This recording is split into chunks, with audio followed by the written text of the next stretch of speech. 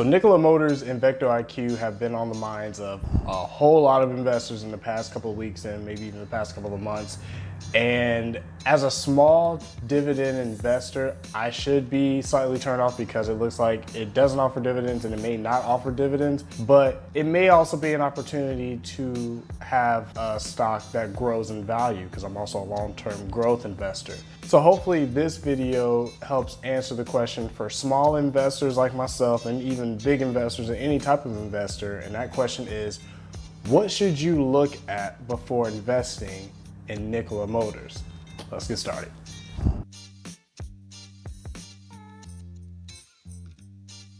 What is going on, guys? My name is Darren Jackson, and Nikola Motors has been on the news for the past couple of weeks really hard. There's a lot of people investing in this company of pure excitement and what it could potentially be in the short term and more importantly in the long term. Now, as I've said before, I'm a small investor. My portfolio is in the 4 digits. I'm pretty sure it's like in the mid 1600s. As of today, which is Tuesday. So there's a lot I have to keep in mind when investing in any company, especially a company with high expectations and not much to look off of, and a company that doesn't pay dividends, which is almost my bottom line. So in this video, I want to give you guys my mindset of things that I look for in a company before I invest in it, primarily this one. So we're first going to explain what VectoIQ is and what's making Nikola Motors such a huge company for people to look at.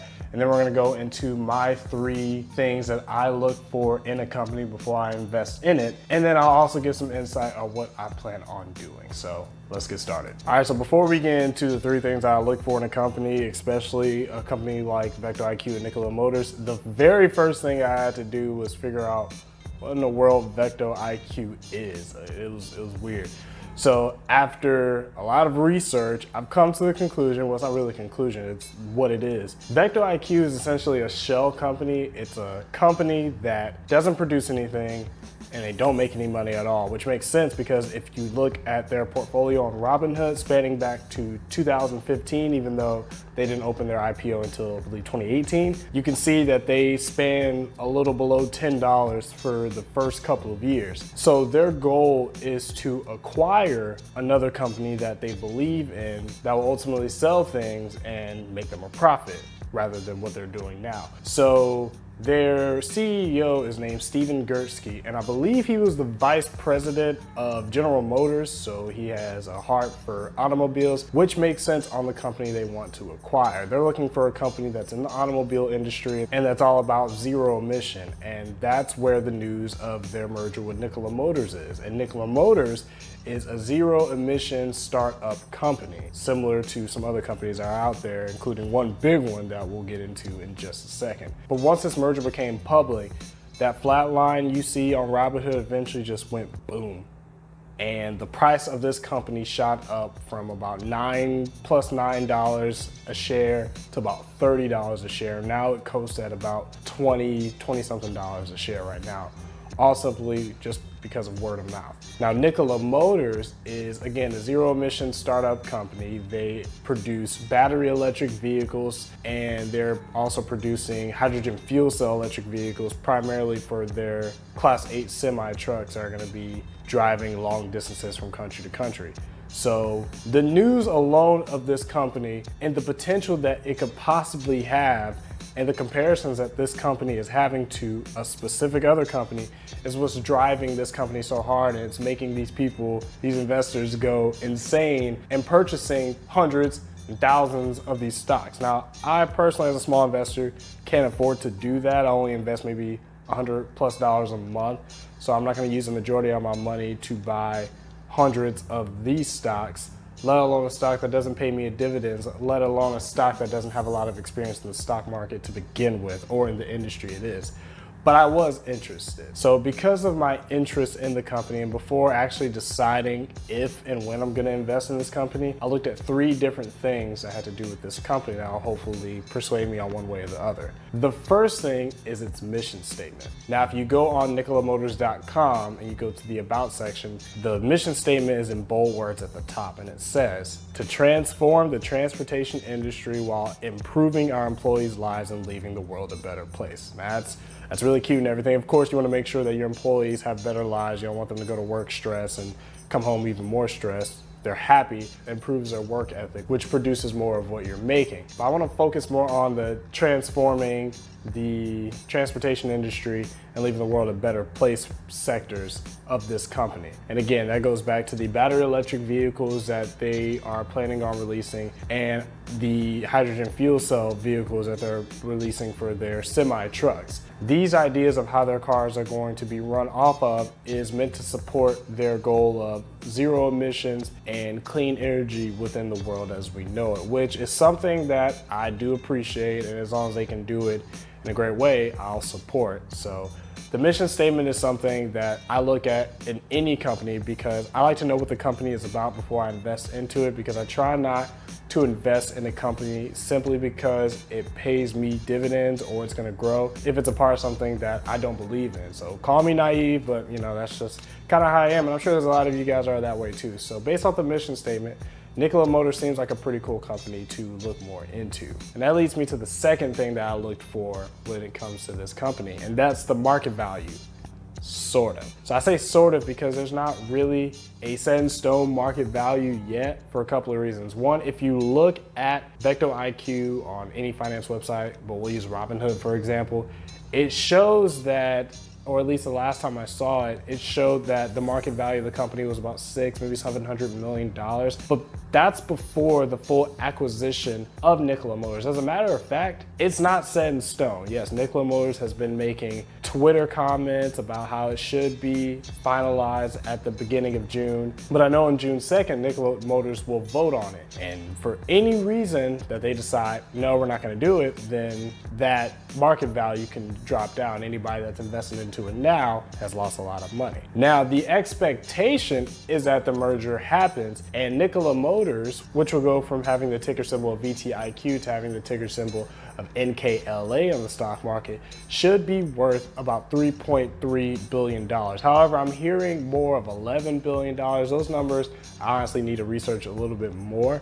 But the point is that's a ways from $600 to $700 million. So it's a huge increase. They're also saying that they have over 14,000 reservations for their vehicles, which they're accumulating to be about 2.5 years of production to be over $10 million in revenue, which is crazy. They're also claiming that Anheuser-Busch has now signed on to have a whole fleet of their Class 8 semi-trucks, which if you actually look on the Anheuser-Busch website, it looks like that information is sound. So all that information sounds great, but again, a couple of things I'm concerned about is, for one, making sure that the deal actually falls through. Two, they haven't produced anything. As far as I know, they haven't sold anything and they've only made prototypes of their vehicles. So you have to make sure that the vehicle is not only made and produced, but sold and it actually works enough for the corporation to come back and want more and more. Three, it seems like they're riding a lot on the Class 8 vehicles, which is great for long distance traveling and shipping large things from one place to the next cross country. But for those hydrogen fuel cell energy vehicles, there's not a lot of hydrogen stations to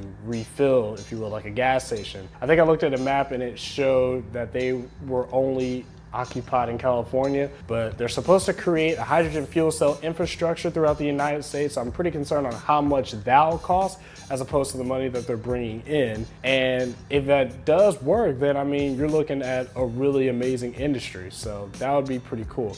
But again, this all goes back to the whole FOMO thing that I brought up, which is the fear of missing out. Everybody feels like that this is a company that could be in comparison to another company, which again, I'll get to in a second. Even though this whole thing is a pretty big speculation, stocks are driving before anything really happens. So that's one thing that kind of puts me in the middle of either end, even though I do like their mission statement. But speaking of the industry, that leads me to the third and final thing that I looked for and thought about with this company is their potential within the industry. Now, in general, I feel like they have great potential to be an amazing company. There's only one other company similar to it. Yes, Tesla. So in general, I really feel like this company has great potential within the tech automobile industry based off what they're wanting to do with their battery electric vehicles that are being introduced in their off-road vehicles, jet skis, which is really random, and the main vehicle that looks like a Ford F-150 souped up called the Nikola Badger, which in my opinion looks a lot better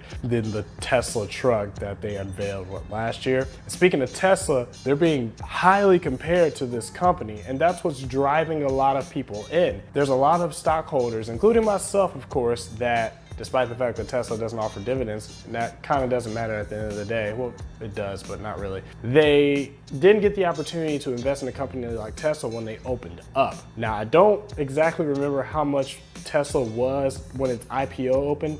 I don't know if a lot of people imagine that it would go up to reaching almost $1,000 a share. Like, that's amazing. So for the people that made that much money, that's hundreds and hundreds of percent of increase that they made just off one share. So now people are getting the idea and hoping that a company like Nikola Motors could have the same increase in value as a company like Tesla. But a company like Tesla is led by somebody like a guy named Elon Musk. There's not a lot of Elon Musk out there in the world, so we'll just have to see. And again, another thing that concerns me a little bit is that they don't have any vehicles that they've sold. So there's no really external results and comments from other companies.